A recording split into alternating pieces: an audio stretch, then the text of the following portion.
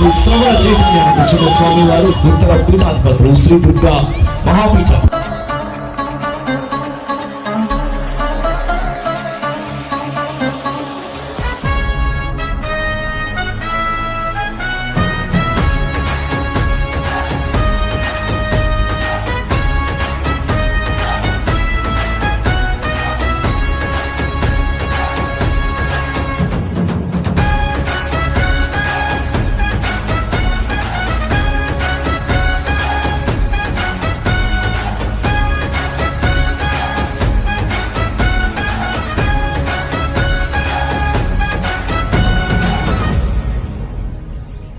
రత్నాకర దౌతపద హిమాలయ కిరీటిని బ్రహ్మరాజర్షి రత్నాఢ్యం వందే భారత మాతరం. భారత్ మాతాకి చాలా సంతోషం. ముందుగా అందరికీ కూడా సంక్రాంతి పండుగ శుభాకాంక్షలు తెలియజేసుకుంటూ, మానవ సంబంధాలన్నీ కూడా ఆర్థిక సంబంధాలు అయిపోయిన రోజుల్లో ఎంత ఇన్కమ్ ఎక్కువ ఉంటే మనుషులు మనకు అంత వెల్కమ్ చెప్తున్నారు. ఇవాళ పండుగలకు కూడా ఎవడి వల్లైనా ఏదైనా లాభం ఉందంటేనే ఆ పూట పిలిచి భోజనం పెట్టేదానికి, ఆ తాత్కాలికమైన ప్రేమలు చూపించడానికి మనుషులు సిద్ధమైన రోజుల్లో ఈ జిల్లా ప్రజలందరికీ కూడా, ఈ జిల్లాకి పండుగకు వచ్చే ప్రతి ఒక్కరికి కూడా ఆ పండుగ శోభ, పండుగ వైభవం అందరికీ కూడా అందాలి.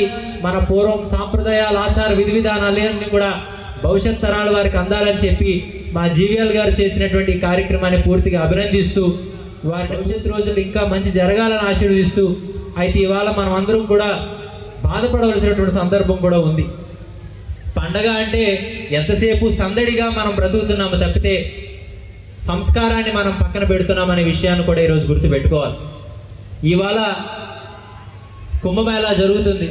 ఆ కుంభమేళాలో ఫారినర్స్ అందరూ కూడా వచ్చి వారి కట్టు, బొట్టు, జుట్టు అన్నీ మార్చుకొని ఆఖరికి అక్కడ పవిత్ర నదిలో స్నానం చేసి ఆఖరికి ప్రజలందరూ తిరుగుతున్నటువంటి ఆ నేల మీద ఉండేటువంటి ఆ మట్టిని తీసుకొని వారు ప్యాక్ చేసుకొని వెళ్తే ఒక ఆయన అడిగాడంట, ఎందుకు అందరూ కూడా నడిచినటువంటి ఈ మట్టిని మీరు తీసుకుంటారంటే, ఇది భారతదేశం కదా, ఇది పవిత్ర కుంభమేళా జరిగేటువంటి స్థలం కదా, ఎందరో సాధువులు, సజ్జనులు, భక్తులు అందరూ కూడా నడియాడినటువంటి నేల, ఈ మట్టికి కూడా ఎంతో శక్తి ఉంది కాబట్టి, ఈ భారతదేశం ఎంతో గొప్పది కాబట్టి మేము మళ్ళీ మా దేశానికి వెళ్ళిపోతే ఈ దేశం వైభవాన్ని మేము మళ్ళీ కోల్పోతాం కాబట్టి మాతో ఎప్పుడూ కూడా ఈ దేశం జ్ఞాపకాలు ఉండడానికే మేము ఈ మట్టి సేకరించుకొని పట్టుకెళ్తామని చెప్పి ఫారినర్స్ అందరూ చెప్తున్న పరిస్థితులు మనం గమనిస్తున్నాం.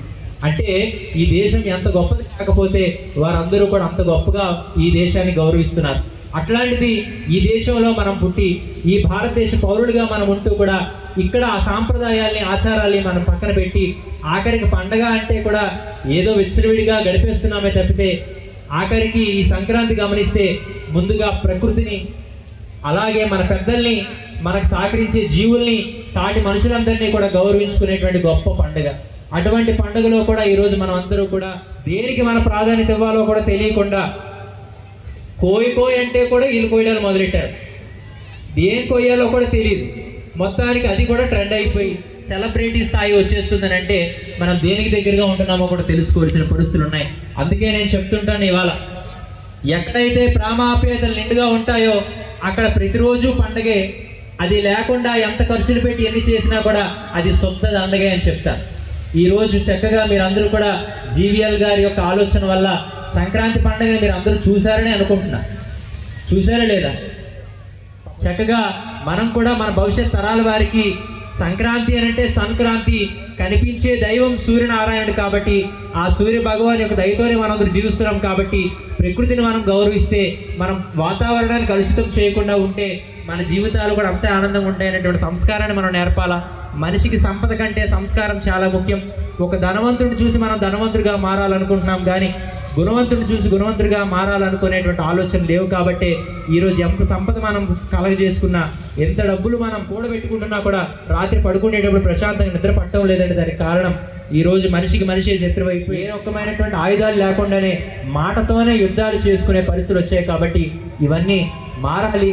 అలా మారినప్పుడే మనందరం కూడా ఆనందంగా ఉంటామని తెలియజేస్తూ చక్కగా మరొకసారి ఈ పండగకి హాజరైనటువంటి యొక్క ప్రతి ఒక్కరికి కూడా పేరు పేరున అభినందనలు తెలియజేస్తూ మరొకసారి శుభాకాంక్షలు తెలియజేస్తూ, మరి కార్యక్రమానికి ఇంత శ్రమ ఓర్చి అందరి ఆనందమే తన ఆనందంగా భావిస్తూ ఈరోజు ఆ నవ్వే నవ్వులు కూడా తాత్కాలికం అయిపోయాయి కాబట్టి కొద్ది సమయమైనా కూడా వారి యొక్క మనస్సు ఆనందంతో రంజింపజేయాలనే ఆలోచనతో మరి చక్కగా జీవీఎల్ నరసింహారావు గారు వారి యొక్క యంత్ర బృందం అందరికీ కూడా పేరు పేరున మరొకసారి అభినందనలు తెలియజేస్తూ మీ అందరికీ కూడా ఆ కాలం మున్ముందు రోజుల్లో మంచి అవకాశాలు ఇవ్వాలని తెలియజేస్తూ మీ అందరి ముందు సెలవు తీసుకుంటూ జై హింద్. ఒక్కసారి గట్టిగా చెప్పండి, భారత్ మాతాకి చెప్పాలి. అసలు భారతదేశంలో పుట్టి ఈ దేశం మట్టి మీద గాలి పీలుస్తూ ఈ దేశం మీద మెతుకులు తింటూ కూడా భారత మాతకి కీర్తించుకునేదానికి జై చెప్పిన రోజుల్లో మనల్ని వాడుకుంటూ వారి యొక్క స్వార్థపూరితమైన జీవితాలు గడిపే సినిమా హీరోలకి, రాజకీయ పార్టీ నాయకులకి జై చెప్తున్నామంటే ఎంత మనం కథను ఎదిగించి బతుకుతున్నామో మీరు తెలుసుకోవాలి. జననీ జన్మభూమిచ్చే స్వర్గాదపి కరియస్ అని చెప్పి రాముడు చెప్పాడు. పుట్టినటువంటి నేల స్వర్గం కంటే గొప్పదని చెప్పినటువంటి యొక్క గొప్ప మాటను కూడా మనం మర్చిపోయి ఈరోజు భారత మాతకి జై అంటే కూడా మనం జయ్యాలలేకపోతున్నామనంటే మరి నిజంగా మన బ్రీడ్ కల్తీదైతే మాత్రం అలాంటి పనులు జరుగుతాయి. అందుకు చక్కగా నిజంగా భారతీయులు ఎవరైనా ఉంటే ఎంతసేపు నేను చెప్పింది ఏదైనా మీ మెదడుకి ఎక్కుంటే నోరున్న వాళ్ళందరూ నోటితో 2 చేతులు పైకెత్తి చెప్తాం. సిగ్గుపడేదానికి లేదు. సిగ్గుపడితే అసలు ఈ దేశంలో పుట్టడానికే మనకు అర్హత లేదు. అందుకు ఒక్కసారి చెప్దాం, భారత్ మాతాకి, భారత్ మాతాకి, భారత్ మాతాకి.